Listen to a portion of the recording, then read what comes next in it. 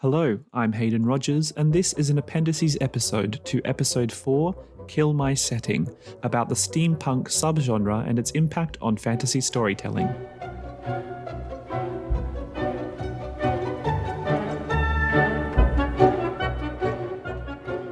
Steampunk is considered to be a subgenre of science fiction primarily, and a close cousin of retrofuturism, but as sci-fi and fantasy are so closely linked, it has leaked into the worlds and settings of fantasy novels. Steampunk could perhaps be described as a cult genre. It's not widely known, but it has a dedicated following, including an aesthetics and fashion trend. And, as with most cult movements, it has a subtle, widespread influence on many other genres. Elements of steampunk appear in well-known films, television series, and books that you have probably engaged with. We'll go through some of those in a moment. The name steampunk is a reference to the genre of cyberpunk. This is a futuristic, dystopian science fiction genre in which there is a mixture of lo-fi living but high-tech access. The charm and wonderment of steampunk comes from its utilization of anachronism, or specifically, prochronism. If something is anachronistic, it means it is a thing belonging or appropriate to a period other than that in which it exists. It is out of its time and thus out of its place. Prochronism is an anachronism where something exists at a date earlier than the actual historical one. Obviously, a fantasy world is not beholden to the timelines of the real world. However, we as readers assume that the timeline of human invention and industrialization follows a similar path. After all, one thing leads to another. Electricity leads to inventions which run off electricity, and so on. Steampunk, in its purest form, reimagines this timeline using the power of steam and clockwork.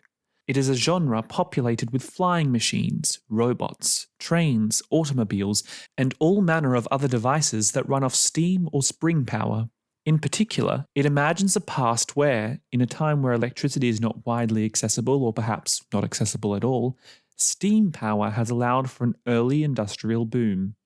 Technology that could not have existed until after the dissemination of electricity and subsequent inventions are now suddenly possible through steam power or other similar more analog power sources, such as various fuels, experimental elements, spring-powered or clockwork machines. In essence, steampunk uses a setting, culture, and society which we know as being pre-industrial and combines it with inventions of the future, reimagining them as non-electrical contraptions. Traditionally, steampunk is white-centric and usually a variation on society and culture from the American Wild West or, more commonly, Victorian England. However, steampunk has been popular in Japan for decades and is a common feature of manga. It even has its own niche term, silkpunk, which refers to the steampunk style in a culture of East Asian antiquity. Other settings include the post-apocalyptic setting of its predecessor, cyberpunk, and, of course, fantasy worlds. Steampunk has long been seen in worlds outside of our own. Let's explore some well-known examples of steampunk stories. The Edge Chronicles are a series of children's fantasy novels by Paul Stewart and Chris Riddle, set in the universe of The Edge. The world sits on the edge of a bottomless pit, and the power of flight through non-traditional means is a big theme of the novels. In particular, the idea of alternative flying vessels is one of the most popular elements borrowed from steampunk. Across the fantasy genre, the dirigible, blimp, or a kind of hot air balloon is a common imagining of such a vessel. For instance, one such work which borrows this idea is His Dark Materials. Dirigible travel is frequently used across the series, particularly by the Magisterium, and Lee Scoresby, the aeronaut, of course travels with Lyra in his hot air balloon in the lands to the north. The use of steampunk in His Dark Materials is also a subtle but unmissable suggestion of the alternate reality of Lyra's world in relation to our own.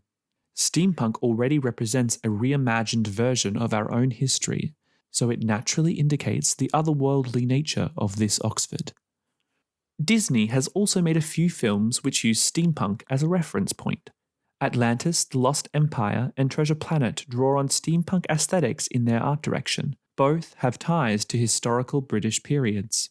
Treasure Planet, though set in outer space, is of course based on the classic tale Treasure Island, which is set in the mid-1700s.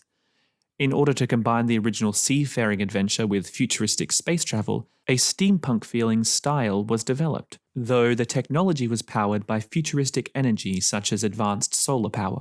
Atlantis: The Lost Empire is set in 1914 and leans into both steampunk and cyberpunk, though with no steam power in sight.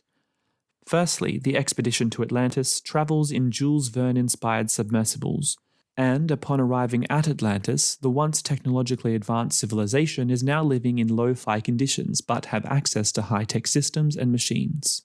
Even popular films such as the Robert Downey Jr. Sherlock Holmes franchise could be considered as steampunk-inspired in their design, especially considering the Victorian setting. In terms of Japanese steampunk, Studio Ghibli has a few well-known steampunk-themed stories and worlds. The most well-known would of course be Howl's Moving Castle. Not only the castle itself, but the flying war machines and sprawling urban landscapes are also elements of steampunk. In fact, life in cities and urban areas are often the focus of this genre, especially when those places have been allowed to expand vertically much higher than the methods of the time allowed, creating reimagined skyscraper architecture, or when they are just located somewhere unusual that the technology has allowed for. So, what can we take away from the steampunk genre? 1. Don't be afraid to borrow from the past. Steampunk itself was a version of cyberpunk, and as we've learned, the genre has been adapted in many ways, developing through time. Looking back can inspire the future. 2. Aesthetics are important. Steampunk is beloved for its specificity of style and reimagining of the known world. It has a strong identity. How are you creating a strong identity in your settings? 3. Take what you need. Many stories have borrowed one or a few elements from this genre, like the flying ships. It's okay to dip into different genres and borrow elements. Just make sure they all make sense together. And, as always, make it your own. Thanks for listening. If you have any comments or corrections, reach out to me on Tumblr, Instagram, Twitter, or Facebook. Just search for Kill My Darlings Podcast or look in the description for links. Or you can email me at killmydarlingspodcast@gmail.com. If you haven't already, make sure you listen to episode 4, Kill My Setting. And I look forward to killing some darlings with you soon. Bye.